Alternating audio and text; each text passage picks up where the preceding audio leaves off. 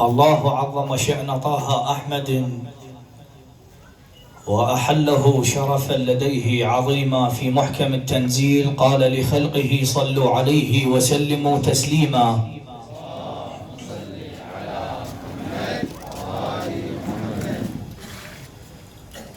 قبل البدء نشكر عائلة المرحوم الحاج جاسم شخير المالكي وعائلة المرحوم الحاج علي شخير المالكي لإقامة هذا المجلس الحسيني ولمواساتهم لآل محمد سلام الله عليهم أجمعين.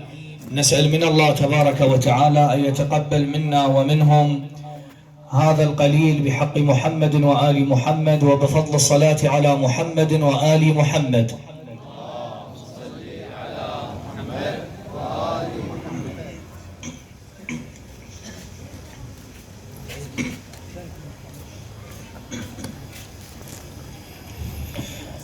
بسم الله الرحمن الرحيم.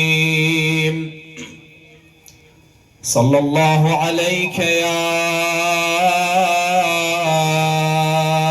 سيدي يا رسول الله وعلى أهل بيتك المعصومين المظلومين. صلى الله عليك يا مولاي يا أبا عبد الله يا غريب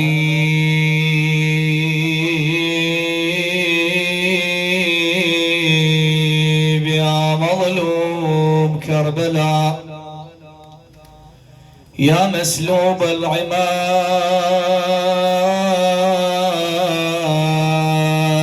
والرداء.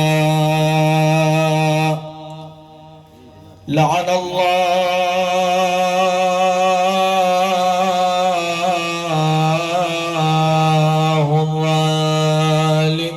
الظالمين لكم من الأولين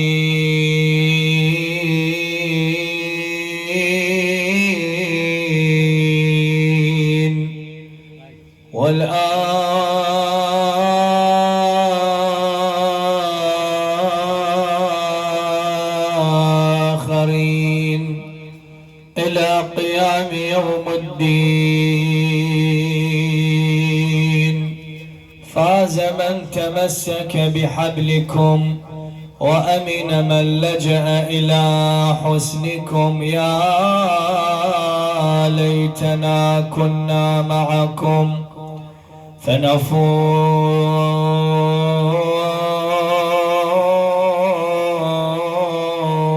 فوزا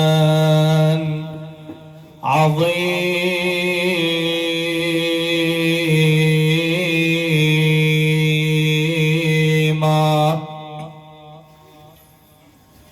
تبكيك عيني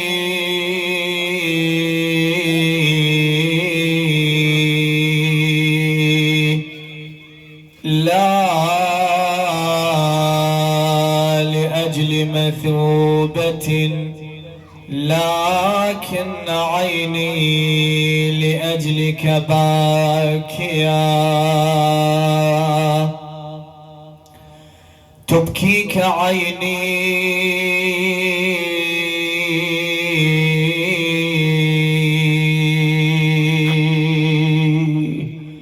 والدمع جاريا وفي القلب صراخ متعاليا.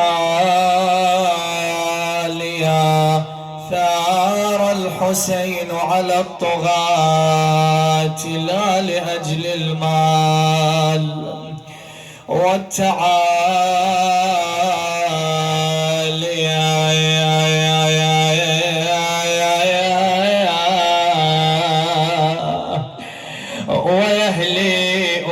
ويهلي أصفين واذكر أيامي العليلة سلام الله عليها بنت الحسين. يا بأصفين أصفين واذكر أيامي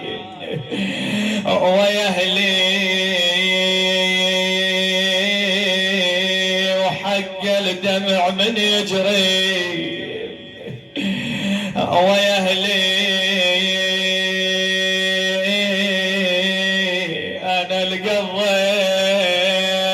كل عمري يا أبويا ويا أهلي ويا أهلي بقيت محيرة وصفج بدية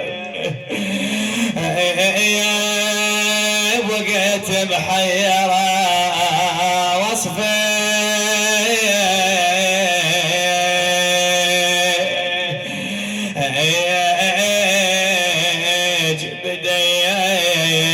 تعاتب الدار حتى مولاتنا زينب لما رجعت من السبي ودخلت إلى دار المولى أبي عبد الله الحسين تعاتب الدار التي كان يسكن فيها الحسين سلام الله عليه. وكذلك العليلة لما تنظر إلى مكان أبيها هنا كان يصلي وهنا كان يقرأ القرآن وهنا كان يتكلم معي يا دار يا دار يا دار يا دار ناغيل وناغيج وناغيج يا دار احلف يمين الجان طبليج الجان طبليج يا دار وين العشيرة العشيرة والزلم ذيج وين حسين الجان راعيج يا دار هالسغراب والبين ناعيج ويلي تقل له هضيمة هضيمة يا والدي والله هضيمة.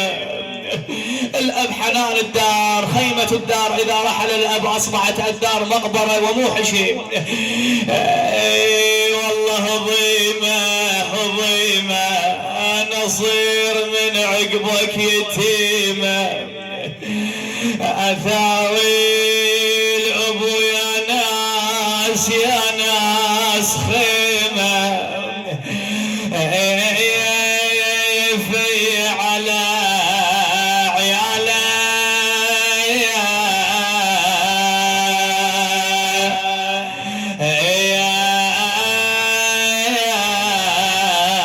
وحريمه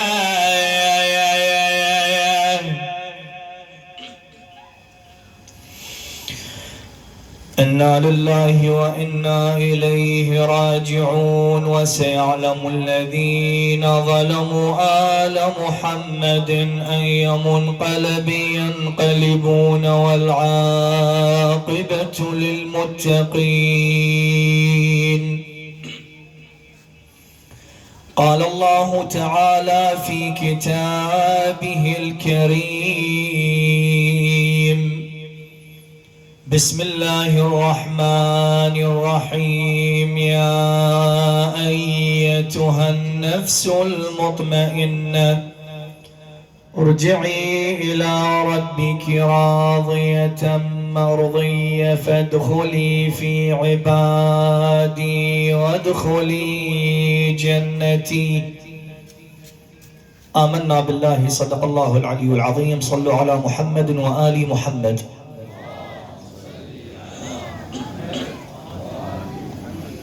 هذه الآية المباركة التي تليت على أسماعكم من سورة الفجر رقم الآية 27، وهي سورة مكية وتسمى بسورة الإمام الحسين صلوات الله وسلامه عليه. هسه قبل الدخول في تفسيرها والخوض في معانيها نبين أنه للقارئ للباحث لما جنابك الكريم تقرأ القرآن الكريم كيف تميز، كيف تعرف السور المكية من السور المدنية، ما هي الضابطة التي من خلالها تعرف السور المكية من السور المدنية.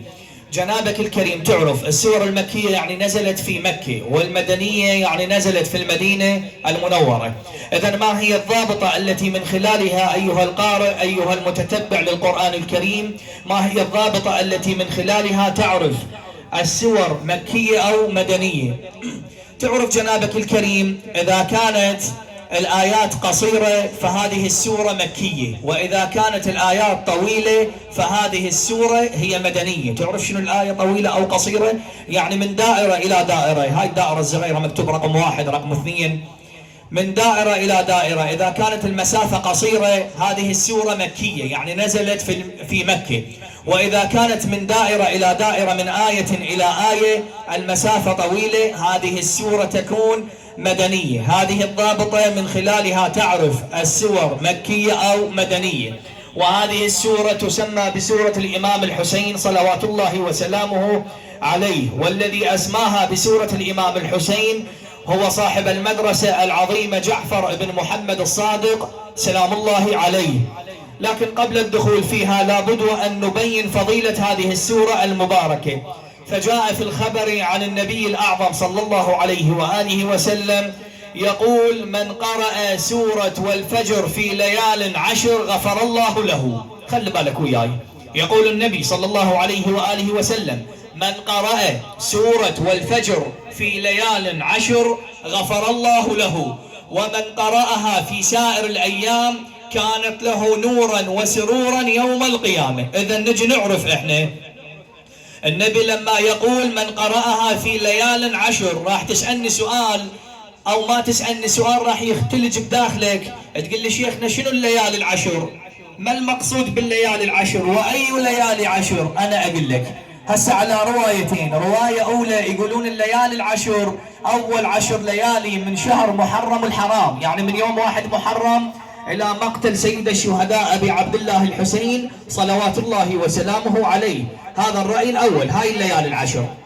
لا، على رواية أخرى يقولون الليالي 10 أول 10 ليالي من شهر ذي الحجة، يعني 1 ذي الحجة إلى 10 ذي الحجة عيد الأضحى المبارك.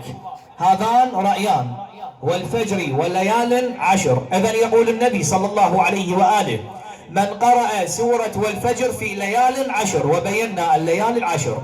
إذن يقول: ومن قرأها في سائر الأيام، يعني اللي يقرأها يوميا على مدار السنة، يقول كانت له نورا وسرورا يوم القيامة. هذه رواية عن النبي صلى الله عليه وآله وسلم. رواية أخرى عن جعفر بن محمد الصادق يبين لنا فضل هذه السورة، يقول: اكثروا في فرائضكم ونوافلكم من قراءة سورة والفجر، فإنها سورة جدي الحسين صلوات الله وسلامه عليه. يقوم لواحد من الجالسين، يقوم للإمام الصادق عليه السلام، قال له: يا ابن رسول الله، وكيف هذه السورة هي سورة جدك الحسين؟ نظر للإمام عليه السلام قال: يا هذا، أما قرأت قوله تعالى: بسم الله الرحمن الرحيم، يا أيتها النفس المطمئنة؟ قال: نعم قرأت هذه الآية يا ابن رسول الله. قال: يا هذا اعلم والله إنما النفس المطمئنة المقصودة بهذه السورة هي نفس جدي الحسين صلوات الله وسلامه عليه. فمن قرأها، يقول الإمام الصادق، فمن قرأها، المن يعود الهاء الضمير إلى سورة الفجر، فمن قرأها كان مع جدي الحسين يوم القيامة، حشره الله تبارك وتعالى مع جدي أبي عبد الله الحسين يوم القيامة. ولذلك أخواني آبائي، من الأخطاء الشائعة عندنا في المجتمع اللي قاعد نلاحظها، لكن الكثير ما ملتفت لهذا الخطأ.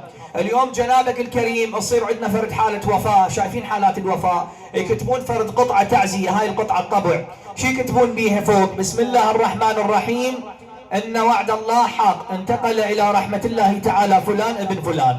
مرة يكتبون باللافتة إن وعد الله حق، مرة يكتبون باللافتة كل نفس ذائقة الموت، مرة يكتبون باللافتة كل من عليها فان. هسه لحد الآن ماكو مشكلة. لكن مرة يكتبون باللافتة بسم الله الرحمن الرحيم، يا أيتها النفس المطمئنة. ملاحظين ولا ما ملاحظين؟ لافتاتنا مال الوفاة يكتبون بها يا أيتها النفس المطمئنة. هذا من الأخطاء الشائعة، لأن هذه السورة أو هذه الآية اختصت بأبي عبد الله الحسين عليه السلام. الحسين صاحب النفس المطمئنة، مو أنا الميت اللي عنده صاحب نفس مطمئنة، لا. فأنا حتى أطلع من الإشكال ولا أقع في إشكال مع الحسين عليه السلام ومع القرآن الكريم، لا تكتبون باللافتات يا أيتها النفس المطمئنة. أدري بكم ما تدرون، ولعله غافلين عن هذا الأمر.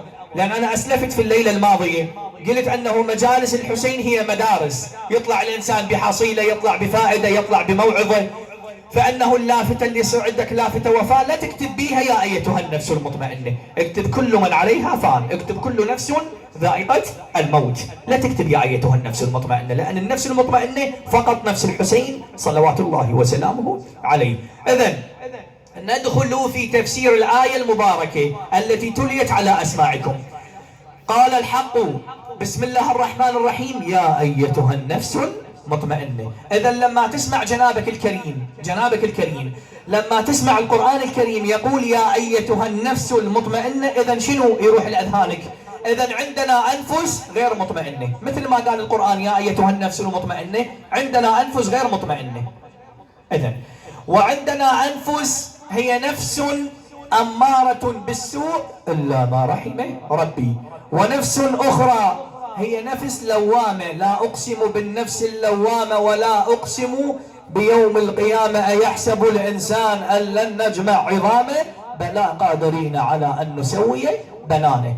إذن نسلط الأضواء على الأنفس التي ذكرها القرآن الكريم، ونبين ما هو الفرق بين هذه النفس وبين النفس الأخرى. نأتي إلى أدنى نفس. طبعا بالمناسبة 3 أنفس ذكر القرآن، 3 أنفس. أدنى نفس بالأنفس هي النفس الأمارة بالسوء، والأعلى منها مرتبة هي النفس الأمارة، والأعلى منها مرتبة اللي هي أعلى المراتب هي النفس المطمئنة، ونبين الأنفس إن شاء الله تبارك وتعالى. أما النفس الأمارة بالسوء إلا ما رحم ربي، فيكون صاحب النفس الأمارة لا يستلذ برزق الحلال، وإنما لا يستلذ إلا بأكل الحرام.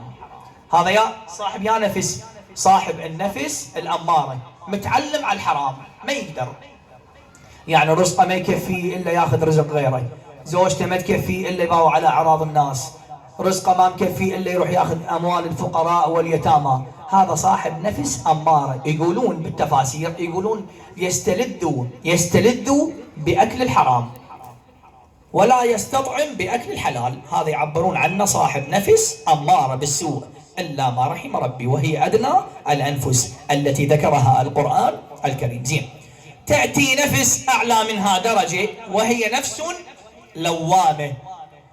وصاحب النفس اللوامة لعلكم تقرؤون القرآن تمر على أسماعكم النفس اللوامة. لماذا سميت النفس اللوامة؟ لأن صاحب النفس اللوامة عنده صراع، عنده نزاع ما بين الحق وما بين الباطل. يعني شنو صاحب النفس اللوامة؟ يعني إذا يسوي فرد ذنب، إذا يسوي فرد معصية ياخذ يلوم نفسه. أنتم ملاحظين أكو بعض الناس تلقاه يصلي يصوم خوش إنسان مؤدب، لكن مرات يسوي له ذنب، يسوي له فرد معصية، يخطأ بحق فلان، يستغاب فلان، يقوم له بفرد معصية، ياخذ يلوم نفسه. ورا ساعات معدودة يقول أنا ليش سويت هيجي، لعله يروح يتبارى الذمة ويا الآخرين. ملاحظين أكو هيك ناس طيبين، هذا يسمونه صاحب نفس لوامة. لما يقوم بارتكابه للذنب للخطيئة للمعصية يلوم نفسه، يقول أنا ليش سويت هيجي. لكن أكو فرد مشكلة بصاحب النفس اللوامة، مو راح تقول شيخنا احنا راح نكظها انه راس مال، وانت قلت على المنبر انا اصلي واصوم واروح اسوي ذنوب ومعاصي واخذ غيبه وانا الوم نفسي، والشيخ قال صاحب النفس اللوامه طيب يلوم نفسه. لا يا عزيزي، القضيه مو هنا. اذا صاحب النفس اللوامه يستمر على الذنوب وعلى المعاصي وعلى ارتكابه للخطايا، ايش تتحول هذه النفس؟ تتحول نفسه من نفس لوامه تنزل درجه الى نفس أمارة، ترجع إلى درجة تنزل للأسفل. لكن إذا ابتعد عن الذنوب، ابتعد عن المعاصي، ابتعد عن المحرمات، تتحول النفس من نفس لوامة لمن تصعد درجة إلى نفس مطمئنة. إنا هديناه السبيل إما شاكرا وإما كفورا. أمام الإنسان طريقان، طريق يؤدي به إلى جنات